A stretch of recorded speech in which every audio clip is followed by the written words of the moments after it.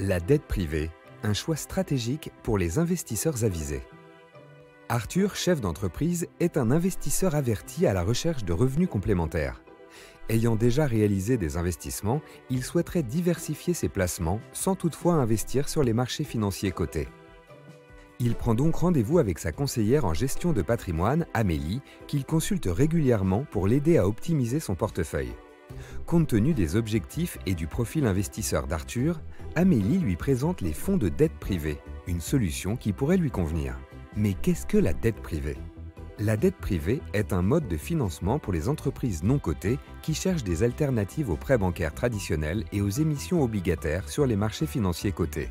En effet, depuis la crise financière de 2008, les banques ont restreint leurs prêts en raison du renforcement de la réglementation bancaire.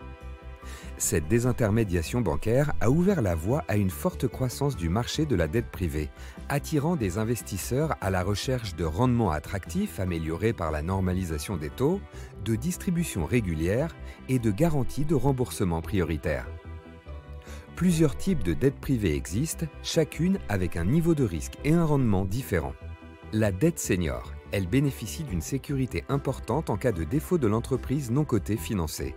Elle est prioritaire au remboursement grâce à des garanties de premier rang. La dette junior. Subordonnée à la dette senior en cas de remboursement, elle est plus risquée mais offre potentiellement un rendement supérieur. La dette unitranche. Elle combine les caractéristiques des dettes senior et junior en offrant une flexibilité accrue pour la société financée et des sûretés de premier rang. Quels sont les avantages pour Arthur ? Le profil distributif de cette solution est très adéquat dans des stratégies de complément de revenus et pourrait donc convenir à Arthur. De plus, en diversifiant son portefeuille, Arthur profiterait des rendements de la dette privée tout en maîtrisant son exposition au risque global. Et les risques ? Amélie prévient toutefois Arthur que la dette privée, comme tout investissement, comporte des risques. Le risque de perte en capital et l'illiquidité du placement doivent être appréhendés et le poids des fonds de dette privée doit être maîtrisé dans son allocation. De plus, les fonds de dette privée ont généralement une durée de vie de 5 à 10 ans. Il est donc important de savoir qu'il s'agit d'un investissement à long terme et que son capital sera bloqué pendant cette période. Arthur est satisfait de la proposition d'investissement d'Amélie. Grâce à son caractère distributif et à la diversification offerte, elle répond à ses objectifs financiers. Toutefois, il est essentiel qu'Arthur prenne en compte les risques associés.